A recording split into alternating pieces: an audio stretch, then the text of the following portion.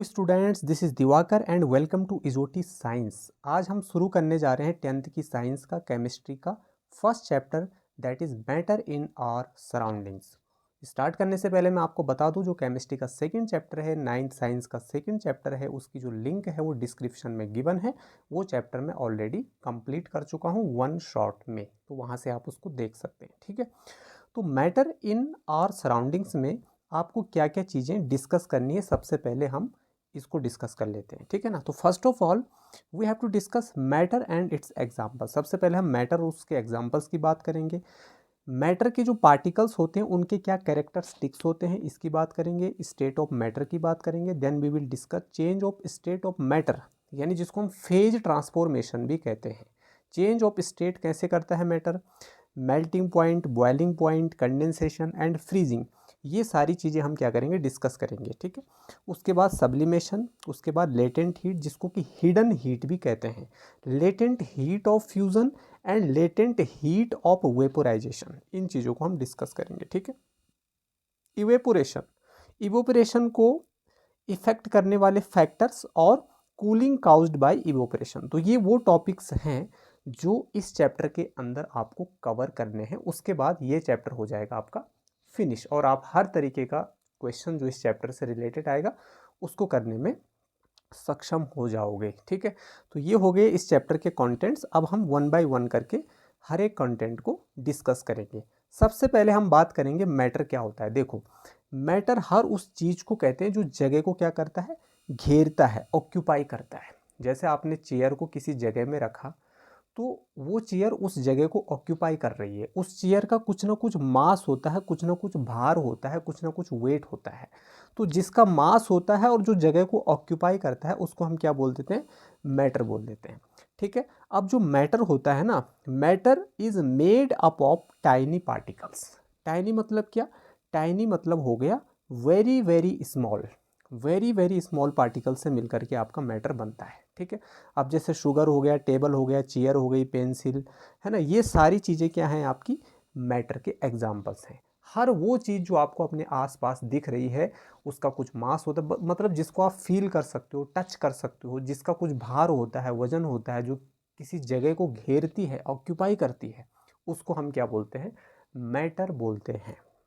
अब कुछ चीज़ें ऐसी होती है जो मैटर कंसीडर नहीं की जाती, जिनको आप मैटर नहीं कह सकते, वो होती है एब्स्ट्रैक्ट थिंग, जिनको आप केवल इमेजिन कर सकते हो, जिनकी आप कल्पना कर सकते हो, लेकिन वो उनका कोई शेप नहीं होता, साइज नहीं होता, उनकी कोई फिजिकल अपीयरेंस नहीं होती। जैसे लब हो गया, लब मैटर नहीं है। आप बोलोगे लब कितना बड़ा होता है, उसका साइज बताओ, है ना, उसको हमें रियल में बताओ कैसा होता है ना।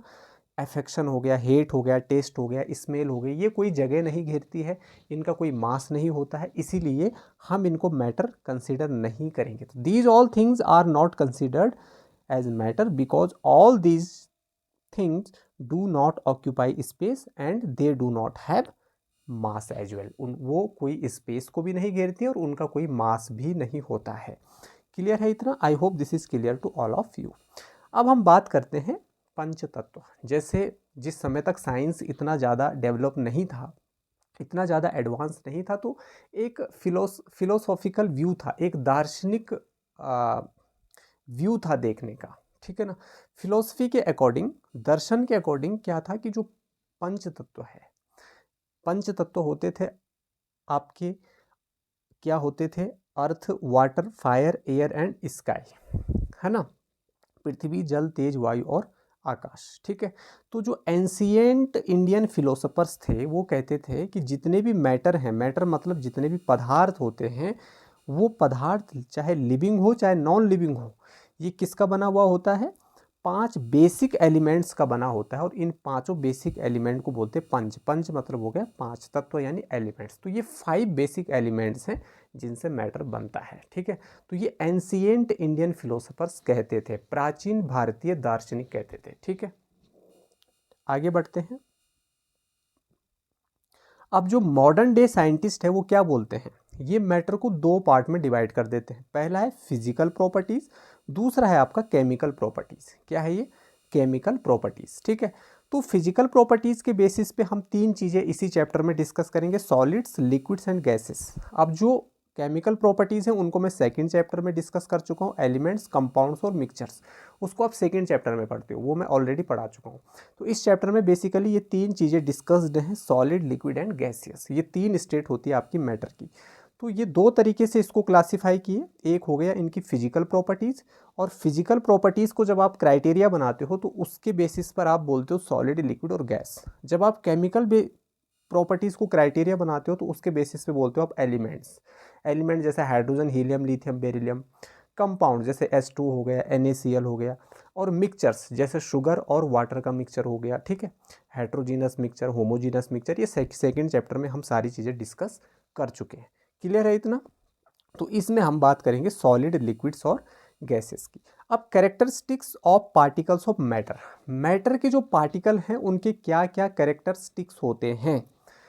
तो the important characteristics of particles of matter, particles of matter क्या हो सकते हैं, आपके एटम्स हो सकते हैं ना, छोटे छोटे छोटे छोटे एटम्स जो होते हैं वो क्या बनाते हैं, एक मैटर बनाते हैं।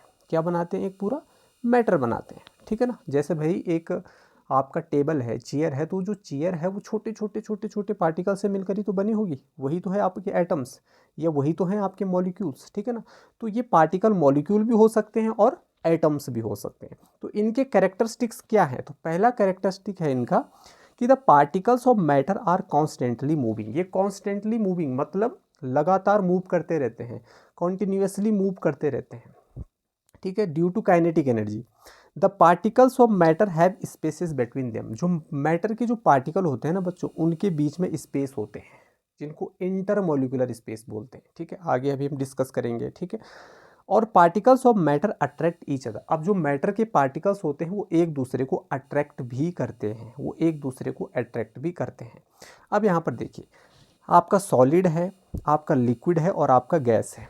सॉलिड, लिक्विड एंड गैस, ठीक है, ये तीन है। अब आप देखिए सॉलिड के पार्टिकल्स कितने क्लोजली पैक्ड हैं।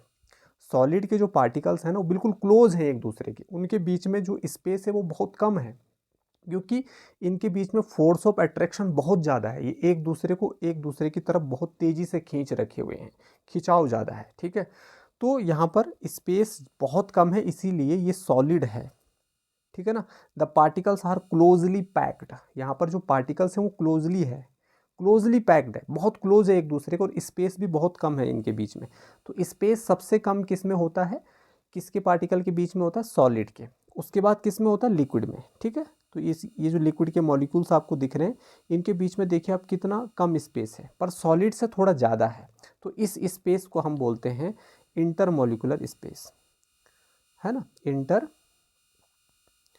मॉलिक्यूलर स्पेस, ठीक है ना। क्या बोलते हैं इसको? इंटरमोलिकुलर स्पेस बोलते हैं। तो the particles are close together but they are not as close as in solid. जितना क्लोज सॉलिड में है उतना लिक्विड में नहीं है।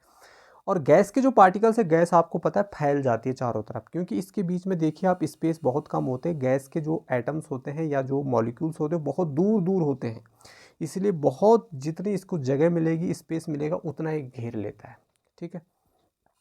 तो the particles are much farther apart from one another as compare to solids and liquids. तो अगर मैं स्पेस की बात करूं तो जो सॉलिड है, सॉलिड में सबसे कम स्पेस होता है, उससे ज़्यादा किस में होता है? लिक्विड में होता है। और लिक्विड से सबसे ज़्यादा स्पेस किस में होता है?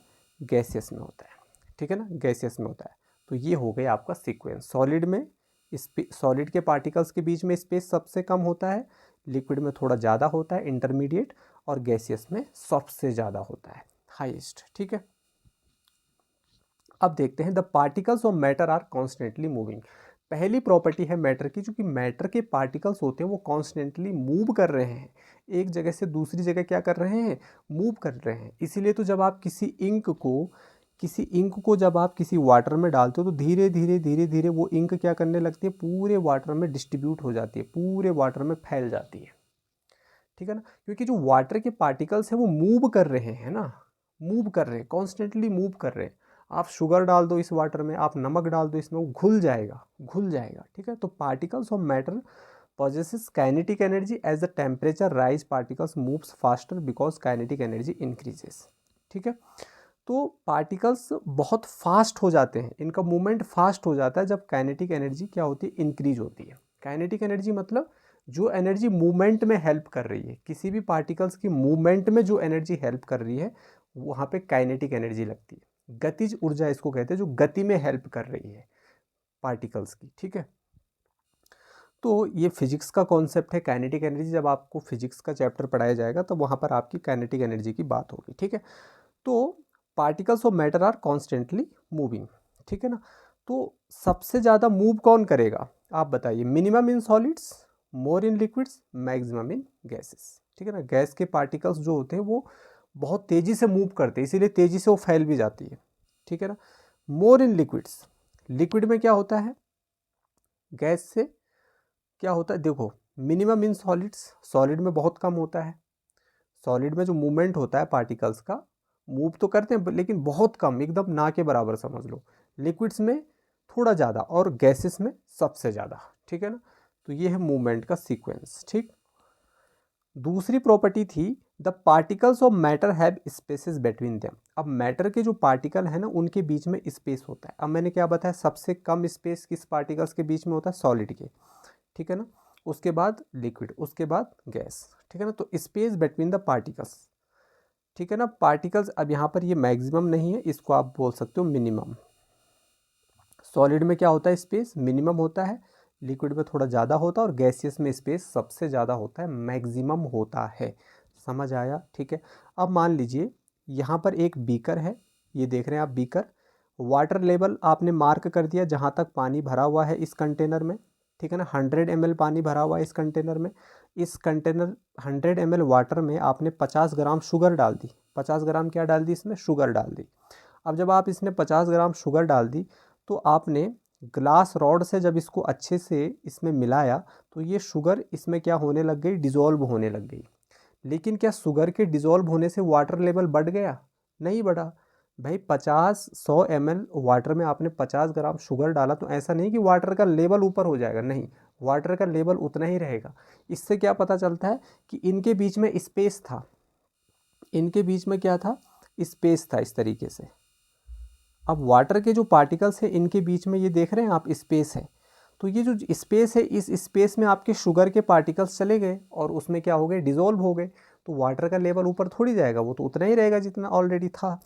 तो इससे क्या पता चलता है, इससे पता चलता है कि जो आपका पार्टिकल्स ऑफ मैटर होते हैं उनमें स्पेस होता है उनके बीच में। अगली property, particles of matter attract each other.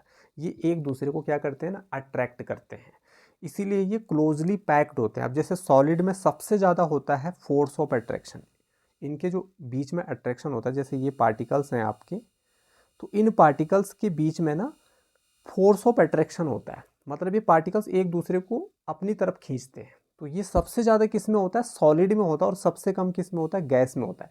Gas में तो नेग्लिजिबल होता है, ना के बराबर होता है, गैस के पार्टिकल्स तो इधर उधर बिखर जाते हैं, ठीक है। लेकिन सॉलिड, जैसे ये सॉलिड है आपका, ये आपकी कीलें हैं, नेल्स हैं, तो इनमें क्या है, इनको आप कितना भी पत्थर मारोगे नहीं टूटेंगे, ठीक है ना, नहीं टूटेंगे। लेकिन इसमें क्या है, क्योंकि जो इसके पार्टिकल्स हैं ना, इन कीलों के जो पार्टिकल्स हैं वो आपस में इतने टाइट चिपके हुए हैं कि इनके बीच में स्पेस कम है, क्योंकि इनके बीच में फोर्स ऑफ अट्रैक्शन बहुत ज़्यादा है।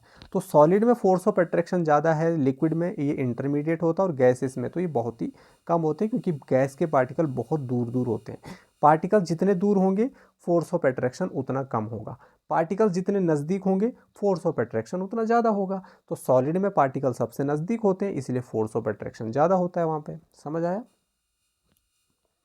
अब स्टेट्स ऑफ मैटर, मैटर की स्टेट्स क्या क्या होती हैं? पहली होती है सॉलिड, देखो इनमें आपका डिफरेंस पूछा जाता है, दिस इज़ वेरी इंपॉर्टेंट, ठीक है। तो पहला है आपका, यहाँ पर है आपकी प्रॉपर्टीज़। तो पहली प्रॉपर्टी है रिजिडिटी एंड कंप्रेसिबिलिटी। रिजिडिटी मतलब कठोरता, वो कितना कठोर है। कंप्रेसिबिलिटी मतलब उसको कंप्रेस किया जा सकता है या नहीं, दबाया जा सकता है या नहीं। तो सॉलिड जो है वो रिजिड होते हैं, आपको पता है ना, कठोर होते हैं, है ना। जैसे पत्थर एक सॉलिड है तो कितना कठोर होता है, क्योंकि उसके पार्टिकल्स के बीच में फोर्स ऑफ अट्रैक्शन ज़्यादा है, स्पेस कम है, क्लोजली क्या है वो पैक्ड है, तो रिजिड है and can not be compressed, इसीलिए इसको आप दबा नहीं सकते हो, इसमें आप प्रेशर ज़्यादा अप्लाई नहीं कर सकते। लिक्विड नॉट रिजिड, ये रिजिड नहीं होता है, पानी रिजिड थोड़ी होता है, कठोर थोड़ी होता है, लेकिन इसको हम थोड़ा बहुत कुछ एक्सटेंड तक, कुछ सीमा तक, कुछ हद तक हम इसको कंप्रेस कर सकते हैं, ज़्यादा कंप्रेसिबिलिटी इसमें भी नहीं होती है, ठीक है। और गैस जो होता है, गैस में कंप्रेसिबिलिटी सबसे ज़्यादा होता है, इसको आप कितना भी चाहो उतना दबा सकते हो। अब जैसे एलपीजी सिलेंडर है, एलपीजी सिलेंडर है, इसके अंदर गैस कंप्रेस्ड फॉर्म में ही तो है, आपने इसको बहुत दबाया दबाया दबाया दबाया, कंप्रेस किया आपने इसको, तो ये गैस से क्या बन गई, नीचे लिक्विड बन गई, ठीक है। क्योंकि कंप्रेस करने से क्या होगा, इसके पार्टिकल्स नज़दीक आएंगे, और नज़दीक आएंगे तो ये गैस से लिक्विड फॉर्म में आ जाएगा, जैसे एलपीजी में है। अब जब एलपीजी गैस बाहर आती है लिक्विड से, तो वो फिर गैस बन जाती है, क्योंकि उसमें क्या होता है, वो एटमॉस्फेरिक प्रेशर में आ जाती है फिर, ठीक है ना, एटमॉस्फेयर में आती है, ठीक है। तो यहाँ पर ये चीज़ें हैं, तो कंप्रेसिबिलिटी सबसे ज़्यादा गैस में होती है, ठीक है ना, उससे कम लिक्विड में होती है, और सॉलिड में तो बिल्कुल ना के बराबर होती है, ठीक है। शेप की बात करते हैं, जो सॉलिड होता है ना, उसका शेप क्या होता है, डेफिनिट होता है, निश्चित होता है।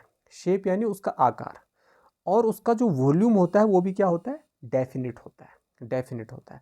अब मान लीजिए ये कोई कंटेनर है, इसमें आपने मान लीजिए एक पेन डाला, पेन एक क्या है, सॉलिड है, तो क्या इस पेन का शेप इसमें आने से बदल जाएगा, नहीं बदलेगा ना, ये तो डेफिनिट है, निश्चित है, जहाँ भी रखोगे इसका शेप वही सही रहेगा। और वॉल्यूम, जितनी जगह ये बाहर घेर रहा है उतनी जगह ये अंदर भी घेरेगा, ठीक है। लिक्विड की बात करें तो इसका जो शेप है वो इनडेफिनिट होता है, निश्चित नहीं होता है, अनिश्चित होता है, इनडेफिनिट होता है। अब जैसे एक कंटेनर ये है और एक कंटेनर ये है, जब आप पानी को इस कंटेनर में डालोगे तो पानी इसके शेप ले लेगा, इसके आकार का हो जाएगा। जब पानी को आप इसमें डालोगे तो ये इसकी शेप ले लेगा, ठीक है ना। तो जिस टाइप के कंटेनर में आप डालोगे उसी टाइप के कंटेनर की ये शेप क्या कर लेगा, एक्वायर कर लेगा, कौन, लिक्विड, ठीक है। जैसे आप आइसक्रीम खाते हो तो आपके पास उसी शेप की आइसक्रीम आती है जिस शेप के कंटेनर में उसको जमाया गया है, ठीक है। और गैस, अच्छा, इसका जो वॉल्यूम होता है वो भी डेफिनिट होता है, किसमें, लिक्विड में। अब मान लो 50 ml पानी इसमें आपने डाला, तो इस वाले कंटेनर में जब ये आएगा तो ये 50 ml ही होगा ना, जितनी जगह यहाँ घेर रहा है उतनी जगह यहाँ भी घेरेगा, बस यहाँ पर सरफेस एरिया थोड़ा ज़्यादा है, यहाँ पर सरफेस एरिया कम है, इसीलिए वाटर लेवल थोड़ा ऊपर है, यहाँ पर वाटर लेवल नीचे होगा क्योंकि इसका नीचे की जो सरफेस एरिया वो ज़्यादा है। तो 50 ml 50 ml, ठीक है। तो इनडेफिनिट शेप, डेफिनिट वॉल्यूम, किस में, लिक्विड में। गैस में इनडेफिनिट शेप, इनडेफिनिट वॉल्यूम, दोनों चीज़ें अनिश्चित हैं, कुछ भी निश्चित नहीं है।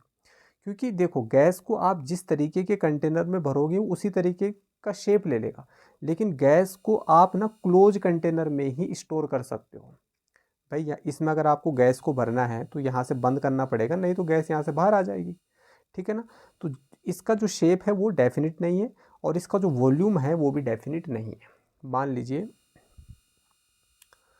ये वाली गैस आपने यहाँ पर फिल करी, अब आप चाह रहे हो इस गैस को आप इसके अंदर भी फिल कर लो, तो ये पूरी गैस इसके अंदर भी इतनी जगह ले लेगी, जितना बड़ा कंटेनर होगा उतनी बड़ी जगह ले लेगी, ठीक है ना। और इसको बढ़ा दोगे तो ये और इसके पार्टिकल फैलते जाएंगे, जितनी इसको जगह मिलती जाएगी ये फैलते जाएंगे। तो इसका मतलब क्या है, इसका जो वॉल्यूम है वो इनडेफिनिट है। फ्लूइडिटी मतलब बहाव, है ना। सॉलिड क्या फ्लो कर सकते हैं, आप पेन को रख दो, क्या फ्लो करेगी एक जगह से दूसरी जगह, जैसे लिक्विड करता है, पानी एक जगह से दूसरी जगह फ्लो करता है, हायर टू लोअर कंसेंट्रेशन, ठीक है ना। हाई लेवल से लो लेवल की तरफ पानी क्या करता है, फ्लो करता है। और गैस में जो फ्लो होता है वो ऑल डायरेक्शन, गैस को जिधर जगह मिलेगी इधर भी फ्लो करेगी, इधर भी फ्लो करेगी, इधर भी, इधर भी, चारों तरफ गैस क्या होती है, फैलती है। ऐसा नहीं है कि ये एक ही डायरेक्शनल में जाती है, इसका जो डायरेक्शन होता है वो चारों तरफ होता है, ठीक है। डिफ्यूजन, सॉलिड में डिफ्यूजन बिल्कुल नील होता है, लिक्विड जो होती है स्लोली स्लोली डिफ्यूज करती है, डिफ्यूज मतलब फैलती है, प्रसार। पानी को आप किसी सतह पर डालोगे तो पानी धीरे धीरे धीरे आगे खिसकेगा, डिफ्यूज होगा। और गैस बहुत तेज़ी से डिफ्यूज होती है, बहुत तेज़ी से फैलती है और ईजिली फैलती है। स्टोरेज, सॉलिड को ना आप बिना कंटेनर के स्टोर कर सकते हो, जैसे चेयर, चेयर को आपको किसी डब्बे के अंदर पैक करके नहीं रखना पड़ता है, आप बाहर भी रख दोगे तो वहाँ पे भी रह सकती है। लेकिन लिक्विड जो है इसको आप ओपन और क्लोज दोनों कंटेनर में स्टोर कर सकते हो। भाई खुले गिलास में और बंद गिलास में भी आप पानी को क्या कर सकते हो, स्टोर कर सकते हो, ठीक है। लेकिन जो गैस है ना, इसको आप केवल क्लोज्ड कंटेनर में ही स्टोर कर सकते हो, जिस कंटेनर में आप गैस को भर रहे हो उस कंटेनर को आपको बिल्कुल ऐसा बनाना पड़ेगा, ऊपर से इतना क्लोज करना पड़ेगा कि उसके अंदर हवा ना जा सके, है ना। तो गैस को आप क्लोज कंटेनर में स्टोर कर सकते हैं। इंटरमोलिकुलर स्पेस मैंने आपको बताया सॉलिड में क्या होता है, बहुत कम होता है, लिक्विड में मॉडरेट, और गैस में तो बहुत ही ज़्यादा होता है। पार्टिकल्स के बीच में जो स्पेस होता है बहुत दूर दूर होता है। क्लियर है ना। उसके बाद intermolecular force of attraction, solid में सबसे ज़्यादा होता है फोर्स ऑफ अट्रैक्शन, इसीलिए सॉलिड सॉलिड होता है, इसमें मॉडरेट होता है और इसमें मिनिमम होता है। गैस में देखो मैंने क्या बोला, पार्टिकल जितने दूर होंगे ना फोर्स ऑफ अट्रैक्शन उतना कम लगेगा, लेकिन पार्टिकल जितने नज़दीक होंगे ना फोर्स ऑफ अट्रैक्शन उतना ज़्यादा लगेगा। ठीक है। उसके बाद हम बात करेंगे change of state of matter. Matter अपने स्टेट को कैसे चेंज करता है, फेज ट्रांसफॉर्मेशन, फेज ट्रांसफॉर्मेशन की बात हो रही है। ठीक है।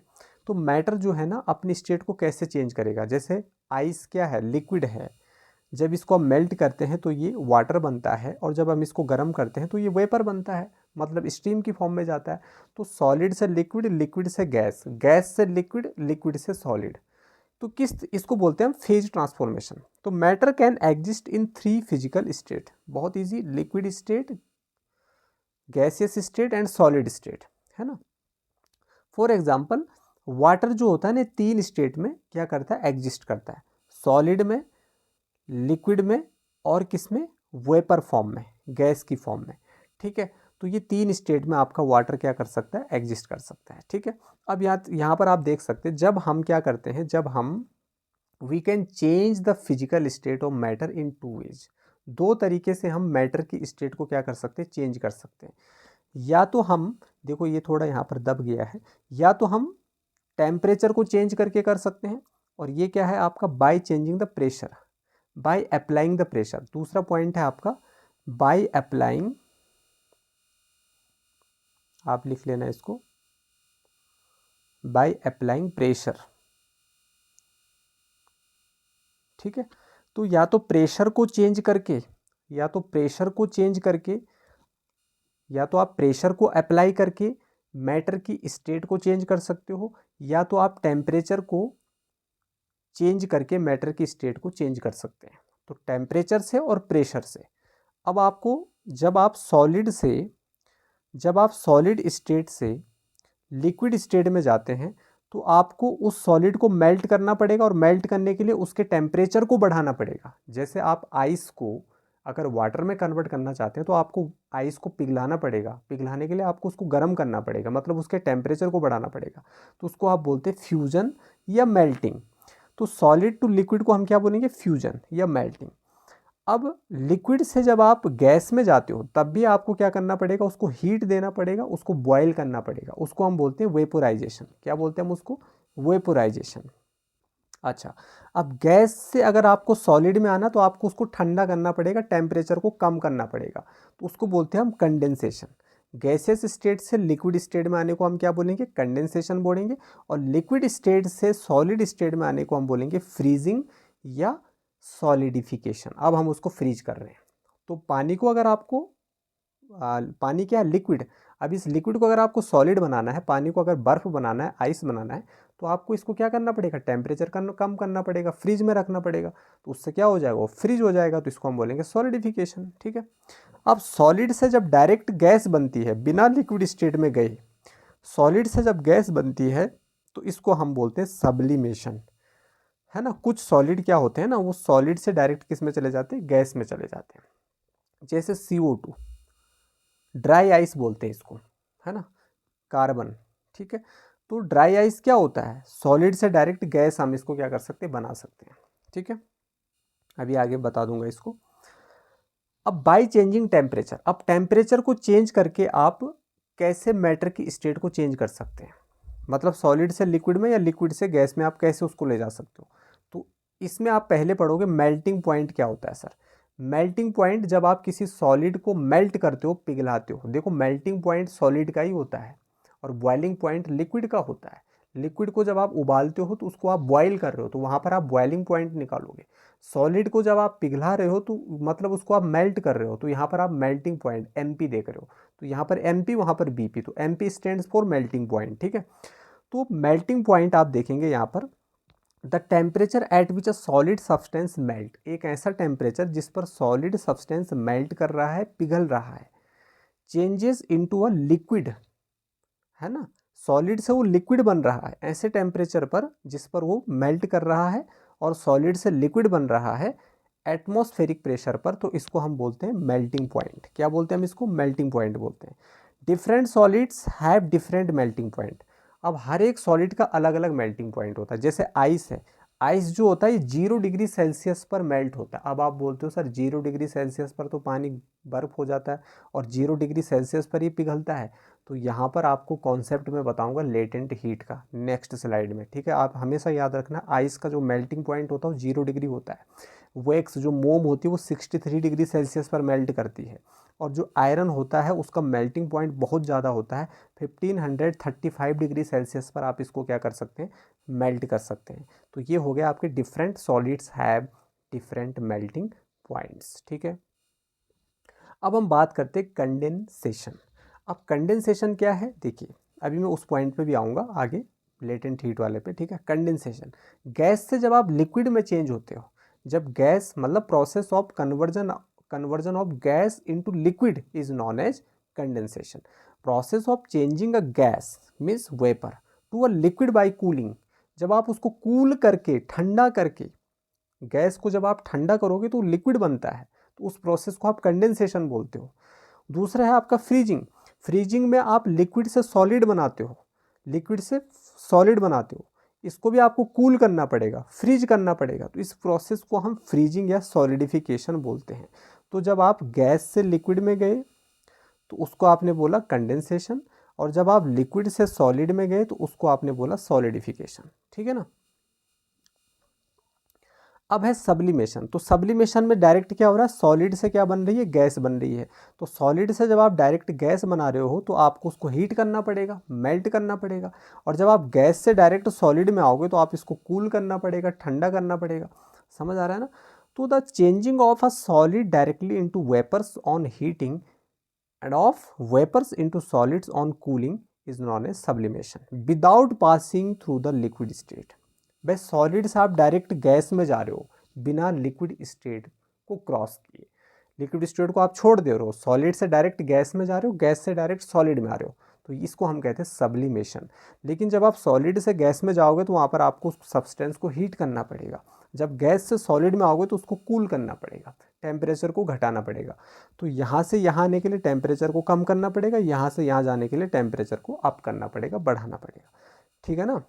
तो इट्स ऑल अबाउट सब्लिमेशन। अब कुछ नोट करने वाली चीज़ें हैं। पहला पॉइंट यहाँ पर दिया गया है कि the changing of a solid directly into vapour is known as sublimation, और दूसरा पॉइंट भी वही है कि द चेंजिंग ऑफ वेपर यानी gas directly into solid is also known as sublimation.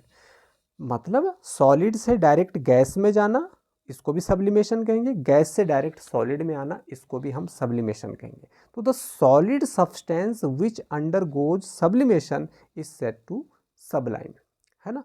जो सब्सटेंस सब्लिमेशन की प्रोसेस से गुजर रहा है उसको हम बोलते हैं सबलाइम। क्या बोलते हैं हम उसको? सबलाइम बोलते हैं। तो जैसे ड्राई आइस सॉलिड CO2 को बोला जाता है। जब हम इसके टेम्परेचर को जब हम बढ़ाते हैं ना तो ये डायरेक्ट गैस बन के उड़ जाता है, और उस गैस को जब हम ठंडा करते हैं तो ये फिर ड्राई आइस में कन्वर्ट हो जाता है, CO2 में आ जाता है। कैम्फर, कपूर जो आप पूजा वगैरह में यूज करते हैं, ठीक है ना, जब आप इसको जलाते हो ना तो ये लिक्विड स्टेट में नहीं जाता है, तरल अवस्था में नहीं जाता है, ये डायरेक्ट गैस बन के उड़ जाता है। नेपथलीन बॉल्स वगैरह आती हैं, आप कपड़ों के अंदर रखते हो ताकि उन पर स्मेल ना आए, कोई कीड़ा वगैरह ना लगे, तो ये गैस बन करके उड़ जाती हैं, ठीक है ना। अमोनियम क्लोराइड हो गया, ठीक है, अमोनियम क्लोराइड हो गया, ये सारी चीज़ें इसमें आ जाती हैं, ठीक है। उसके बाद हम आगे बढ़ेंगे यहाँ पे, ठीक है। अब बॉइलिंग पॉइंट, जैसे मैंने मेल्टिंग पॉइंट की बात करी ना आपसे, अब मैं आपसे बात करूँगा बॉइलिंग पॉइंट की। बॉइलिंग पॉइंट यानी लिक्विड से आप किस में जा रहे हो, गैस में जा रहे हो। जैसे मेल्टिंग पॉइंट में आप किस में जा रहे थे, सॉलिड से लिक्विड में आ रहे थे। बॉइलिंग में बॉइलिंग किसकी होगी, लिक्विड की होगी ना। तो एक ऐसा टेम्परेचर जिस पर लिक्विड बॉइल करता है और चेंज करता है अपने आप को गैस पे किसी एटमॉस्फेरिक प्रेशर पर, उसको उसका क्या बोलते हैं, बॉइलिंग पॉइंट बोलते हैं। तो जैसे different solid have different melting point, similarly different liquid have different boiling points. ठीक है।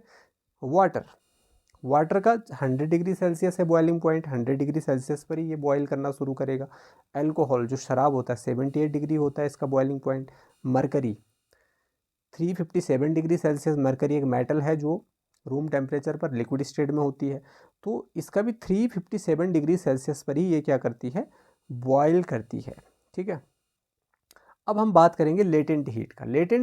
लेटेंट वर्ड का मतलब होता है हिडन, जो दिखती नहीं है, छिपी हुई है। लेकिन क्या मतलब है इसका, the heat energy which has to be supplied.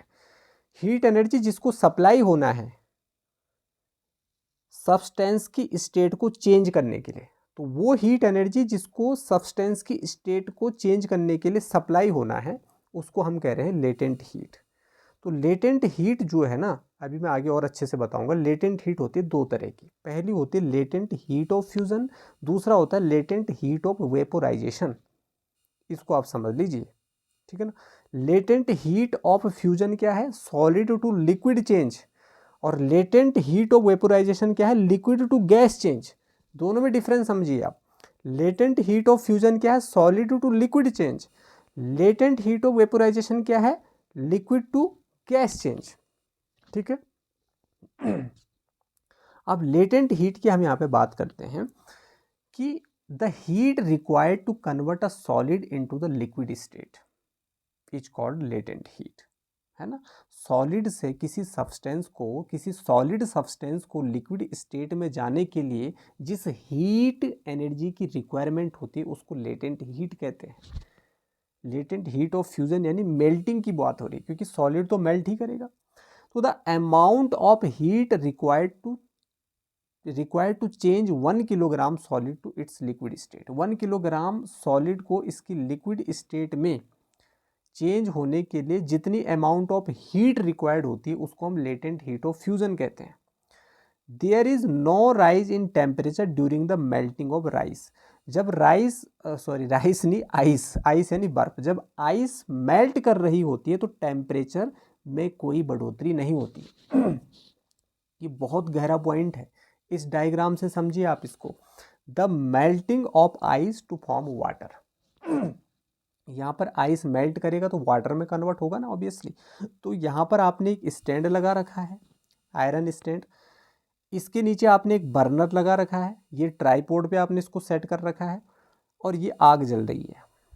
ठीक है। यहाँ पर एक कंटेनर रखा है और इस कंटेनर के अंदर आपने थर्मोमीटर लगा रखा है टेम्परेचर को मेजर करने के लिए, मापने के लिए। अब इसके अंदर आपने क्या रखी हुई, आइस के छोटे छोटे टुकड़े रखे हुए, देख सकते हैं यहाँ पे। ठीक है। अब ये आइस धीरे धीरे क्या कर रही है, मेल्ट कर रही है। धीरे धीरे धीरे आइस का ये वाला टुकड़ा मेल्ट किया, फिर ये वाला टुकड़ा मेल्ट किया, फिर ये वाला, फिर ये वाला। अब आप ऊपर टेम्परेचर देखिए, टेम्परेचर अभी 0 डिग्री पर ही है, टेम्परेचर बढ़ ही नहीं रहा है। जब तक single piece of ice, ice की लास्ट पीस जब तक पिघल नहीं जाएगी, मेल्ट नहीं करेगा, जब पूर्ण रूप से वो वाटर में कन्वर्ट नहीं हो जाएगा, तब तक इसका टेम्परेचर 0 डिग्री ही रहेगा। इसलिए मैंने कहा जो आइस का जो मेल्टिंग पॉइंट होता है वो 0 डिग्री सेल्सियस होता है। कितना होता है, 0 डिग्री सेल्सियस होता है। जब ये पूरा वाटर बन जाता है तो ये वाटर जब धीरे धीरे बॉयल होगा तब ये टेम्परेचर ऊपर की तरफ बढ़ता है। लेकिन there is no rise in temperature, ये वाला पॉइंट देखिए, there is no rise in temperature during the melting of ice.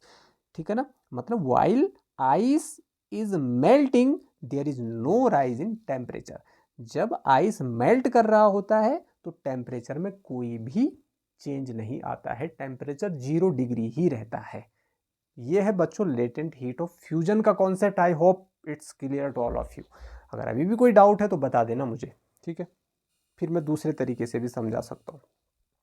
Latent heat of vaporisation, liquid to gas change.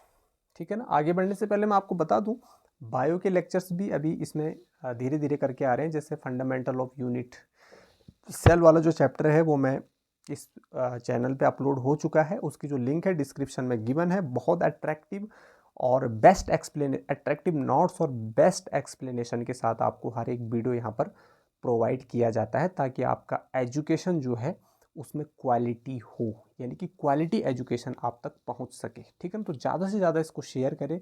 And if you are new for this channel, you can subscribe to this channel and press the bell icon to get all type of notification. ठीक है, तो latent heat of vaporisation की हम बात करेंगे।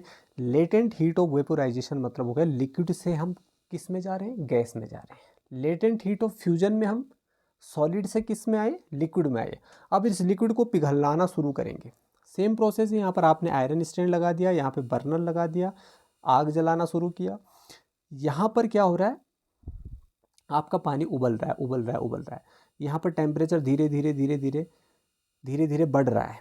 10 degree, 20 degree, 30, 40, 50, 60, 70, 80, 90, 100 तक चला गया आपका टेम्परेचर। लेकिन ये टेम्परेचर पता क्या है, जैसे आपको लेटेंट हीट ऑफ फ्यूजन में मैंने बताया 0 डिग्री सेल्सियस से ऊपर नहीं गया। अब यहाँ पर 100 डिग्री सेल्सियस से टेम्परेचर ऊपर जाएगा ही नहीं। 100 डिग्री सेल्सियस पर पानी उबलता रहेगा और धीरे धीरे भाप बनकर उठता रहेगा, उठता रहेगा, उठता रहेगा, टेम्परेचर बढ़ेगा ही नहीं। तो द हीट, इसी को हम लेटेंट हीट ऑफ वेपोराइजेशन कह रहे हैं। ठीक है, तो the heat required to convert a liquid into the vapour state is called latent heat of vaporisation. है ना, कि मतलब लिक्विड से किसी सब्सटेंस को लिक्विड से वेपर स्टेट में अगर जाना है, वाष्प वाली अवस्था में अगर जाना है, तो उसमें जाने के लिए उसको जिस हीट एनर्जी की रिक्वायर है उसको हम बोल रहे हैं लेटेंट हीट ऑफ वेपोराइजेशन। मतलब the amount of heat required to change 1 kilogram liquid to its gaseous state. The amount of heat, है ना, इतना अमाउंट ऑफ हीट जो 1 किलोग्राम लिक्विड को उसकी गैसियस स्टेट में चेंज कर दे, उसको हम लेटेंट हीट ऑफ वेपोराइजेशन कहते हैं। ठीक है, खत्म। ये टॉपिक बड़ा बड़ा कॉम्प्लिकेटेड लग रहा था आपको। तो टेम्परेचर को चेंज करके आपने देखा कैसे हम एक स्टेट से दूसरी स्टेट में जा रहे हैं मैटर की। ठीक है, अब हम प्रेशर को अप्लाई करेंगे। दो ही तरीके हैं ना, या तो टेम्परेचर को बढ़ाना घटाना, या तो प्रेशर को अप्लाई करना। तो प्रेशर को अप्लाई करने के लिए हमें कंप्रेसिबिलिटी को यहाँ पर ऐड करना पड़ेगा, यानी कंप्रेशन। किसका कंप्रेशन, गैस का। तो जब गैस को आप कंप्रेस करोगे, दबाओगे, तो वो लिक्विड फॉर्म में चेंज हो जाएगी। गैस को जब आप कूल करोगे, ठंडा करोगे, तो लिक्विड में जाएगा। और लिक्विड या तो आप उसको कूल करोगे तब वो लिक्विड में जाएगा, या तो आप उसको कंप्रेस करोगे, दबाओगे, तब वो लिक्विड में आएगी। समझ आया ना। तो एलपीजी जैसे लिक्विफाइड पेट्रोलियम गैस और सीएनजी कंप्रेस्ड नेचुरल गैस, इस पर तो कंप्रेस्ड ही लगा हुआ है, मतलब ये कंप्रेस्ड फॉर्म में है। तो जो आपका गैस सिलेंडर होता है ना, उसमें जो गैस के पार्टिकल्स होते हैं उनको कंप्रेस किया जाता है। तो ये पार्टिकल धीरे धीरे नज़दीक आने लगते हैं और धीरे धीरे लिक्विड में क्या हो जाते हैं, चेंज हो जाते हैं। ठीक है ना, तो गैस से किस में आ गए, ये लिक्विड में आ गए। तो ये किससे आए, प्रेशर को अप्लाई करके आए ना। किससे आए, प्रेशर को अप्लाई करके आए। ये देखिए, ये है आपका क्या, पिस्टन। पिस्टन को जब हमने पुश किया तो ये जो गैस के पार्टिकल्स इतने दूर दूर आपको दिख रहे हैं, ये इतने नज़दीक नज़दीक आने लगते हैं, है ना। Gas particles are get closer, close आने लगे हैं, और धीरे धीरे इतने क्लोज आ गए कि ये लिक्विड में क्या हो जाते हैं, चेंज हो जाते हैं। ठीक है ना, तो ये हो गया भैया प्रेशर को अप्लाई करके हम कैसे ये कर रहे हैं। समझ आ रहा है ना, समझ आ रहा है। अब देखिए, अब यहाँ पर हम बात करेंगे, देखो ये कौन सा चैप्टर चल रहा है भाई, इस चैप्टर का जो पहले उसमें आना चाहिए था यहाँ पर आ रहा है। चैप्टर 1 है क्लास 9 का matter in our surroundings, science chemistry, Diwakar Budakoti.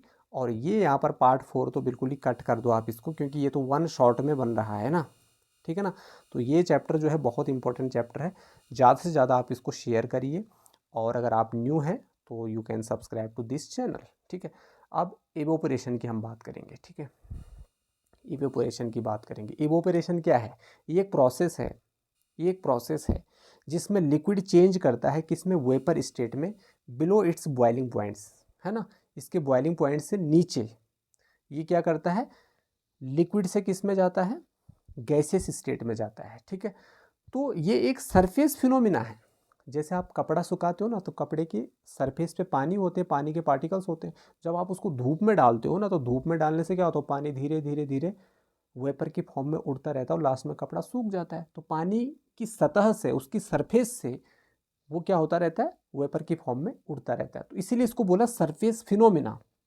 ठीक है, जैसा आपने किसी थाली में थोड़ा पानी डाला, उस थाली को आपने धूप में रख दिया, तो धूप से लाइट एनर्जी से वो पानी धीरे धीरे धीरे धीरे क्या होगा, वेपर में चेंज होता जाएगा, और थाली की जो सतह है, सरफेस है, उसमें से पानी धीरे धीरे उड़ जाएगा। ठीक है, इसलिए इसको हम बोले सरफेस फिनोमिना। किसको? इवोपरेशन को। तो इसको इफेक्ट करने वाले क्या क्या फैक्टर हैं? सबसे पहले ये टेम्परेचर से इफेक्ट होता है। टेम्परेचर अगर इंक्रीज होगा तो रेट ऑफ एवोपरेशन क्या होगा, इंक्रीज होगा। अब इसको मैं कपड़े के एग्जांपल से बताता हूँ। कपड़ा धोया आपने, कपड़े को सुखाया। अब जब आपने कपड़े को सुखाया तो धूप बहुत ज़्यादा रहेगी, तो मतलब टेम्परेचर ज़्यादा रहेगा। तो मतलब टेम्परेचर ज़्यादा रहेगा तो रेट ऑफ एवोपरेशन, मतलब पानी जो है वो वाष्प बन करके जल्दी उड़ेगा और कपड़ा जल्दी सूखेगा। कभी कभी क्या होता है, भाई धूप नहीं होती तो हम बोलते हैं हवा में कपड़ों को डाल दो, बाहर बारिश हो रही तो पंखा चला करके कपड़ों को सुखा दो। तो विंड स्पीड ज़्यादा होगी तो रेट ऑफ एवोपरेशन भी ज़्यादा होगा, उससे भी पानी वाष्प बन करके जल्दी से उड़ जाएगा। सरफेस एरिया बढ़ाने से भी क्या हो जाता है, रेट ऑफ इवोपरेशन क्या हो जाता है, बढ़ जाता है। ठीक है, जैसे क्या होता है, जैसे मान लीजिए कपड़ा है, फिर मैं कपड़े की एग्जांपल कपड़े को आपने बिल्कुल निचोड़ा, और निचोड़ करके बिना फैलाए आप उसको धूप में रख दो, तो जो कपड़ा 2 घंटे में सूखना चाहिए उसको 10 घंटे भी लग सकते, क्योंकि आपने उसको फैलाया नहीं मतलब उसके सरफेस एरिया को आपने इंक्रीज नहीं किया। तो जितना आप उसके सरफेस एरिया को इंक्रीज करोगे, जितना आप उसको छटकाओगे, फैला करके सुखाओगे, उतना जल्दी उसमें रेट ऑफ इवोपरेशन ज़्यादा होगा और उतनी जल्दी वो सूख जाएगा। ठीक है ना, तो सरफेस एरिया का भी फर्क पड़ता है। ह्यूमिडिटी, नमी, कभी कभी क्या होता है, हमारे वायुमंडल में, एटमॉस्फेयर में नमी ज़्यादा होती है, तो ह्यूमिडिटी के इंक्रीज होने से रेट ऑफ एवोपरेशन क्या हो जाता है, डिक्रीज हो जाता है, कम हो जाता है। ठीक है ना, क्योंकि भाई कपड़ों में भी नमी है और बाहर एटमॉस्फेयर में भी नमी है। बरसात में देखते होंगे आप कपड़े देर से सूखते हैं, क्योंकि हवा क्या होती है, नम होती है, ह्यूमिड होती है। तो उसके इंक्रीज होने से हमारा जो रेट ऑफ एवोपरेशन है वो डिक्रीज हो जाता है और उसको सूखने में टाइम लगता है। ठीक है, अच्छा, अब हम बात करेंगे कूलिंग काउज्ड बाय एवोपरेशन, है ना, लास्ट टॉपिक इस चैप्टर का। देखो, जो एवोपरेशन होता है ना, ये कूलिंग का कॉज होता है। कभी आपको पसीना आया, पसीना, ठीक है, जैसे आप बाहर से बहुत गर्मी से आए, बहुत पसीने से एकदम लथपथ हो रखे हो आप, तो भैया पसीना क्या है, एक तरह से लिक्विड ही तो है, वो आपकी बॉडी पे लगा हुआ है। आप पंखे के नीचे बैठ गए, उसके बाद कितनी, पंखा उतनी कूल हवा नहीं देता, लेकिन आपकी बॉडी में पसीना होने की वजह से वो हवा क्या हो जाती है, कूल हो जाती है, क्योंकि वहाँ पर जो इवोपरेशन हो रहा है, जो आपके पसीने के जो पार्टिकल्स हैं, मॉलिक्यूल्स हैं, वो धीरे धीरे करके इवोपरेट हो रहे हैं, वाष्प बन करके उड़ रहे हैं, और आपको ठंडक सी महसूस हो रही है ना, ठंडक सी महसूस हो रही है कि नहीं हो रही है? तो ये किसका कॉज बन रहा है, कूलिंग का कॉज बन रहा है, कूल हो जाती है आपकी बॉडी। तो the cooling caused by evaporation is based on the fact that when a liquid evaporate, मतलब जब लिक्विड एवोपरेट होता है, वाष्प बन करके उठता है, तो it takes the latent heat of vaporisation, ये लेटेंट हीट ऑफ वेपोराइजेशन को ले लेता है, जो मैंने अभी जस्ट पढ़ाया आपको पिछली स्लाइड्स में, from anything which it touches, किसी भी चीज़ से जिससे टच कर रहा है। ठीक है, अब देखिए ज़रा यहाँ पर मैं कुछ एग्जाम्पल से समझा देता हूँ। ये बोतल देख रहे हैं आप, ये बोतल के बाहर पानी कहाँ से आया भाई, कहाँ से आया इस बोतल के बाहर पानी? ये मटका आप देख रहे हैं, मटके के अंदर पानी ठंडा क्यों होता है? ठीक है, अब देखो इस बोतल के अंदर क्या था ना, इस बोतल के अंदर था ठंडा पानी। जब आप इस बोतल को बाहर रखते हो तो इस बोतल के आसपास की हवा भी क्या हो जाती है, ठंडी हो जाती है, और हवा के पार्टिकल्स वो गैस लिक्विड में चेंज हो जाते हैं, और वो लिक्विड इस बोतल की सरफेस पर जमा हो जाते हैं। मैंने क्या बोला, गैस को थोड़ा भी ठंडकपन मिलेगा तो वो लिक्विड में बन जाएगा, कंडेंसेशन। कंडेंसेशन याद करो, गैस से लिक्विड में आने को क्या बोलते हैं, condensation. The process of conversion of gas into liquid is known as condensation, that's it. ठीक है, तो ये आसपास की हवा को ठंडा करता है, वो आसपास की हवा यानी गैस भी लिक्विड बन जाती है और इस बोतल की सरफेस पे लग जाती है। ये रीजन है इसका। मटके का पानी, मटके में छोटे छोटे छोटे छोटे पोर्स होते हैं, छेद होते हैं।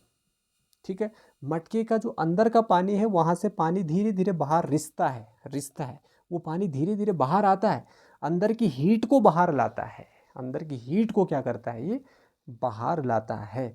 जब अंदर की हीट बाहर आएगी ना, तो जो है इसके अंदर का जो पानी है वो धीरे धीरे क्या होने लगता है, ठंडा होने लगता है। इसीलिए आप देखते हो जो भरे हुए मटके होते हैं ना वो गीले होते हैं पूरे, क्योंकि इनके पोर से पानी क्या होता है, रिसता रहता है धीरे धीरे धीरे धीरे धीरे धीरे धीरे। ठीक है, कितना टेस्टी होता है ना इसका पानी, और बहुत ठंडा भी होता है। तो गर्मियों के लिए इसी को रिकमेंड करते हैं। फ्रिज से भी अच्छा ठंडा कर लेता है पानी को।